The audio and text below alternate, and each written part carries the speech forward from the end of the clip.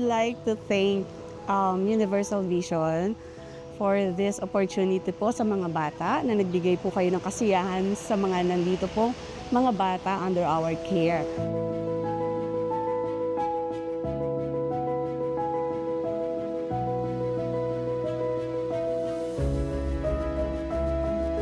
So sa mga gusto pong magbigay din po ng oras, pwede po kayong at tumulong po dito sa Home for the Angels, pwede po kayong mag-message sa FB page po namin, ang Home for the Angels, and then mag-message lang po kayo.